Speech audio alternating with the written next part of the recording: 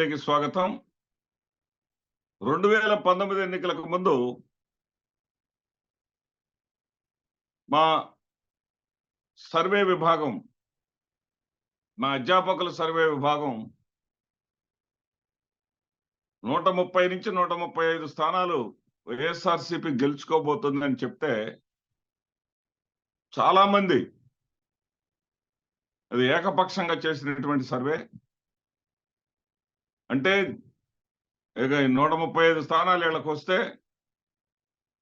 మిగిలిన 40 స్థానాలేనా చంద్రబాబు నాయుడు గారికి జనసేనకి వచ్చేది అని చాలా విమర్శలు చేస్తూ చాలా ఇబ్బందికరమైనటువంటి మెసేజ్లు పెడుతూ నన్ను ఇబ్బంది పెట్టినటువంటి పరిస్థితులు గతంలో నేను చూశాను, అనుభవించాను. కానీ ఎన్నికల ఫలితాల తర్వాత నేను చెప్పిన దానికన్నా మెరుగైనటువంటి ఫలితాలు వచ్చింది మనందరం గమనించాం. ఇప్పుడు అనేక రకాలైనటువంటి సర్వేలు వస్తూ ఉన్నాయి.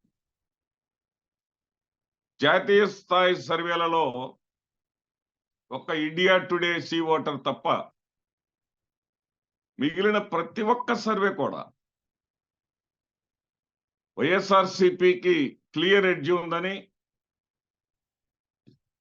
జగన్మోహన్ రెడ్డి గారు మళ్ళీ ముఖ్యమంత్రి కాబోతున్నాడని చెప్తా ఉంది. దాని నుంచి ప్రజల యొక్క మనోభావాలను, ప్రజలను ప్రభావితం చేయాలి,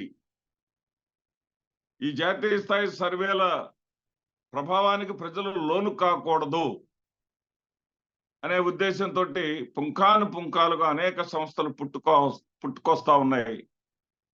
స్థానికంగా రాష్ట్ర స్థాయిలో మేము 2019లో మేము ముందుగా చెప్పాం, మేము చెప్పిందే జరిగింది, అప్పుడు వైసీపీ గెలుస్తుందని చెప్పాం. ఇప్పుడు అలా కాదు, టీడీపీ గెలుస్తుంది, చంద్రబాబు నాయుడు ముఖ్యమంత్రి కాబోతున్నాడు, ఆ రోజు మేము చెప్పింది నిజమైంది కాబట్టి ఈ రోజు మేము చెప్పేది కూడా నమ్మండి అనే విధంగా అభ్యర్థనలు చేస్తూ కొత్త కొత్త సర్వేలు పుంఖాలుగా పుట్టుకొస్తా ఉన్నాయి. ఇప్పుడు మళ్ళీ నేను చెప్తా ఉన్నాను, వివిధ సర్వేలని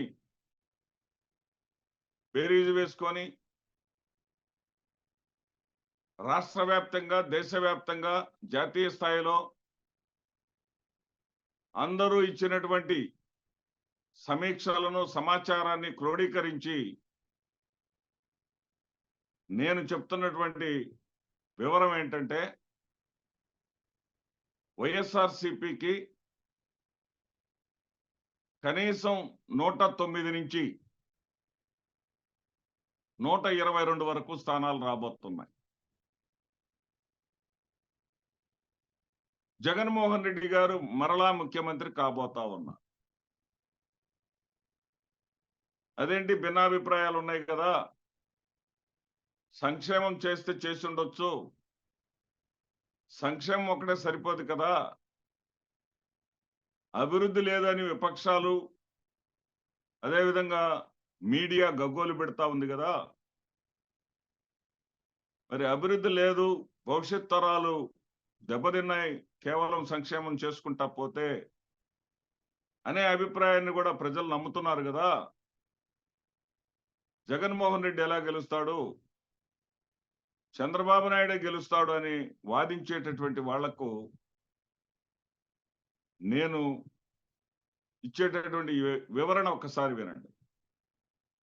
కేవలం అభివృద్ధి మాత్రమే, కేవలం సంక్షేమం మాత్రమే జరగలేదు. జగన్మోహన్ రెడ్డి గారి ఈ 5 ఏళ్ల హయాంలో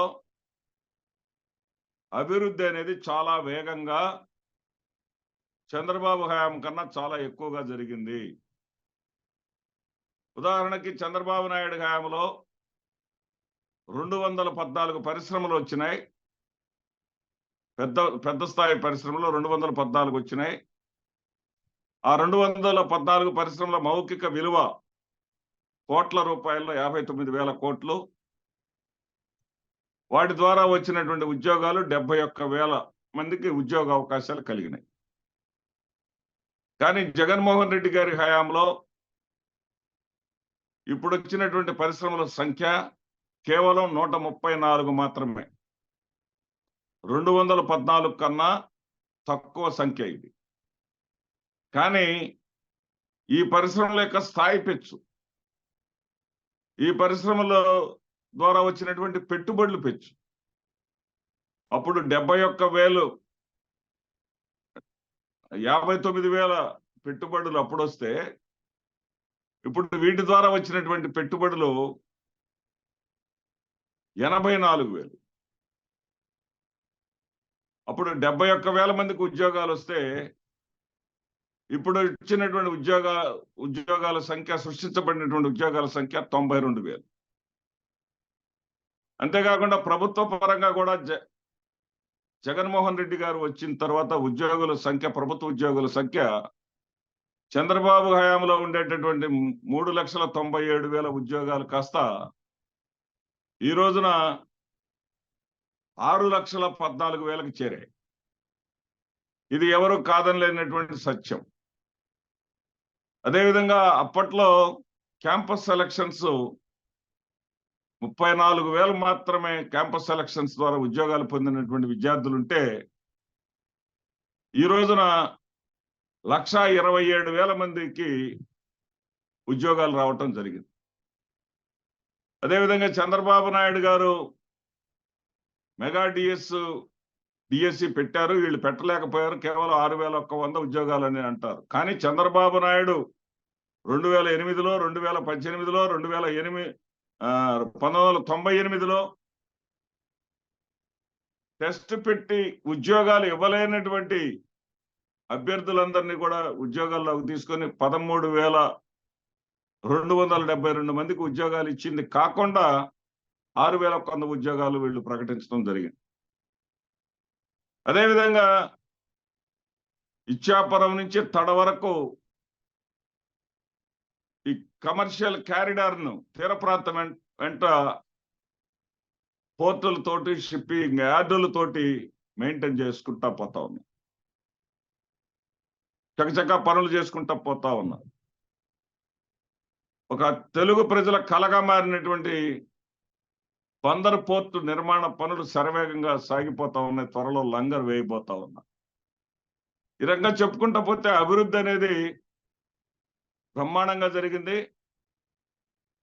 ఏ గ్రామంలో చూసినా సరే అభివృద్ధి కళ్ళకు కట్టినట్టుగా శిథిలావస్థలో ఉన్నటువంటి పాఠశాలలు కార్పొరేట్ విద్యా సంస్థలను మించి దర్శనమిస్తా ఉన్నాయి. గ్రామాల్లో విలేజ్ క్లినిక్లు, రైతు భరోసా కేంద్రాలు ఎక్కడ చూసినా కళ్ళకు కట్టినట్టుగా గ్రామాల్లో అభివృద్ధి కనిపిస్తా ఉంది. ఇక పాఠశాలలో విద్యా ప్రమాణాలు అద్భుతంగా బ్లాక్ బోర్డు స్థాయి నుంచి డిజిటల్ బోర్డు స్థాయికి వచ్చి కనిపిస్తా ఉన్నాయి. అంతేకాకుండా చంద్రబాబు నాయుడు గారు సంపద సృష్టిస్తారు అంటారు. ఆయన సృష్టించినటువంటి సంపద ఏమీ లేదు, కేవలం 100 కోట్లు మాత్రం వదిలిపెట్టిపోయాడు అనేటటువంటిది వాస్తవం అయితే, జగన్మోహన్ రెడ్డి గారు సృష్టించినటువంటి సంపద 31 లక్షల మంది నిరుపేదలకి ఇచ్చినటువంటి ఇళ్ల స్థలాలు కనీసపు ధర 2,50,000 వేసుకుంటే, ఆ 31 లక్షల మందికి ఇచ్చినటువంటి ఆ యొక్క స్థలం విలువ సుమారుగా 8 లక్షల కోట్ల రూపాయలు. ఈ 8 లక్షల కోట్ల రూపాయల సంపదని పేదలకు ఇచ్చినటువంటి ప్రభుత్వం ఎక్కడ కూడా ఇంతవరకు దేశ చరిత్రలో లేదా ఆంధ్రప్రదేశ్ చరిత్రలో కనపడదు. ఈ స్థాయిలో పేద ప్రజలకు ఒక స్వావలంబన, వాళ్ళ గౌరవాన్ని, ఆత్మగౌరవాన్ని పెంచే విధంగా నాకు కూడా స్థిరాస్తి ఉన్నదనేటటువంటి విధంగా పనిచేసినటువంటి ప్రభుత్వం గతంలో లేనే లేదు. ఆ ఘనత ఒక జగన్మోహన్ రెడ్డి గారికే దక్కింది. తర్వాత ఉద్యోగాల కల్పన కూడా, ఉద్యోగాల కల్పన పెరిగింది అనడానికి రెండే ప్రమాణాలు. ఒకటి, ప్రావిడెంట్ ఫండ్ చందాదారుల సంఖ్య, ఉద్యోగులు పెరిగితే ప్రావిడెంట్ ఫండ్ కట్టే వాళ్ళ సంఖ్య కూడా పెరుగుతుంది. జగన్మోహన్ రెడ్డి గారు ముఖ్యమంత్రి అయిన తర్వాత ఆంధ్రప్రదేశ్ రాష్ట్రంలో ప్రావిడెంట్ ఫండ్ కట్టే చందాదారుల యొక్క సంఖ్య 13,64,000 మంది పెరిగారు. చంద్రబాబు నాయుడు హయాంలో 2019లో ఉన్న దానికన్నా కూడా ప్రావిడెంట్ ఫండ్ చందాదారుల సంఖ్య 13,64,000 మందికి ఇప్పుడు పెరిగారు. అదేవిధంగా ఇన్కమ్ ట్యాక్స్ పేయీస్, ఆదాయ పన్ను చెల్లించే వాళ్ళ సంఖ్య 14 లక్షలకు పెరిగింది. అంటే వాళ్ళు ఒక 14 లక్షల మంది పెరిగారు, వీళ్ళు ఒక సుమారుగా 13.5 లక్షల పైగా పెరిగారు. ఇవి కాకుండా బ్యాంకుల్లో ప్రైవేట్ వ్యక్తులుగా మనం చేసుకునేటటువంటి డిపాజిట్లు, గతంలో ఎంత డిపాజిట్లు ఉన్నాయనేటటువంటి అంశాన్ని కాసేపు పక్కన పెడితే 91,000 కోట్ల రూపాయలు ఈ 4.5 సంవత్సరాల్లో ప్రజల దగ్గర నుంచి బ్యాంకుల్లో, జాతీయ బ్యాంకుల్లో డిపాజిట్ కాపాడినటువంటి సొమ్ము ఇది. ఇది నేను చెప్పే లెక్క కాదు, ఆర్బీఐ వారు చెప్పినటువంటి లెక్క. ఇవన్నీ కూడా కళ్లకు కట్టినట్టుగా అభివృద్ధి కనపడతా ఉంది. అదేవిధంగా ఆ రోజున నవరత్నాలు పథకాలను జగన్మోహన్ రెడ్డి గారు ప్రకటించినప్పుడు ఈ ప్రపంచ బ్యాంకు బడ్జెట్ లేదా ప్రపంచ బడ్జెట్ తీసుకొచ్చినా కానీ ఇక్కడ సరిపోదు, ఈ నవరత్నాలు తీర్చడానికి ఎక్కడి నుంచి తీస్తారు, ఎక్కడ సాధ్యమైంది, అమ్మఒడి అనేది వట్టి బోగస్ వాగ్దానం, అది అమ్మఒడి చెయ్యలేడు.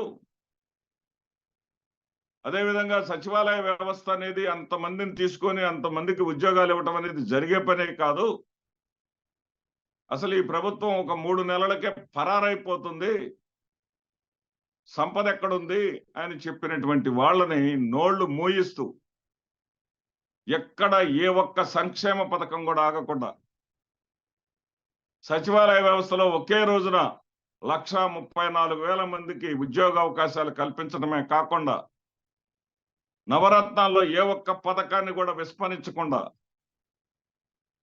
చిట్ట చివరి రోజు వరకు కూడా, చిట్ట చివరి సంవత్సరం వరకు కూడా, ముఖ్యంగా రైతు భరోసా కేవలం 4 సంవత్సరాలు ఇస్తానన్నాడు.